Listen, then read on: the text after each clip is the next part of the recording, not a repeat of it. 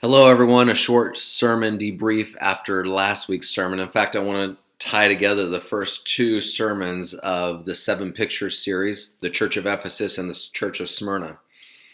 Because with the Church of Ephesus, I talked about how we need to remember our first love, and the commentaries, Ellen White, and the Bible itself tie together the idea that our love is best exhibited for Jesus in our witnessing, in our desire to share faith and Jesus with others. And so it's about witnessing, it's about love. The second sermon in this series, the Church of Smyrna, was about a group of people that in the last days we're going to be a persecuted group of people. Let me tie those two together. We need to be a people that are so in love with Jesus that even though we're getting persecuted by others, we want to share our faith with those people. That's a hard thing to do, but this is what Christ calls us to. In the book of Luke, when Jesus is talking about the last days and being persecuted, and when you're brought before kings and princes and rulers to testify of him, he says this is your opportunity to share the gospel. And so in those last days, our love for Jesus will be best displayed in that in the more that we're persecuted, the more we want to share Jesus with those people. So in other words, the persecution we receive doesn't make us hate those people. It makes us want them to know Jesus even more.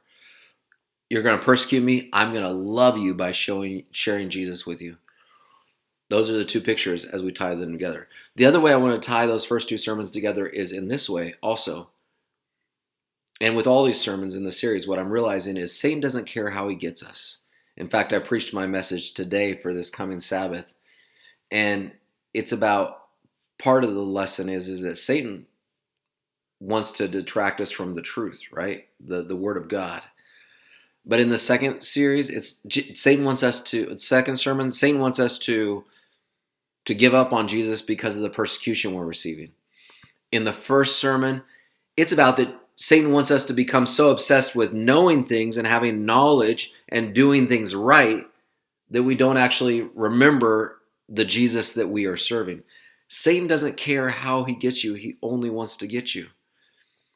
And so with all of these churches, they're examples. They have examples of how we're called to live in the last days, but also they're examples of how Satan is trying to get us. He's trying to distract us with being so focused on being right and doing right that we don't do the best thing, which is show our love for Jesus. He wants to get us by threatening our lives, threatening our income. That's what we saw in Smyrna. And you're going to see in the church coming up that he wants to get us by distracting us from truth. I hope that you'll join us this Sabbath, and I thank you for listening each week. If you don't have a church family and you're watching this and you're looking for a church family, I hope that you'll consider the Spencerville Church. You can check us out at www.spencervillechurch.org. I want to remind all our church family members and anyone that's even not a member that's connected in other ways to go and sign up for a small group if you're not already. spencervillechurch.org/small groups. Those are getting underway right away. We are sending out emails even now to people to register for various groups. spencervillechurch.org/small groups. All right, I love you guys.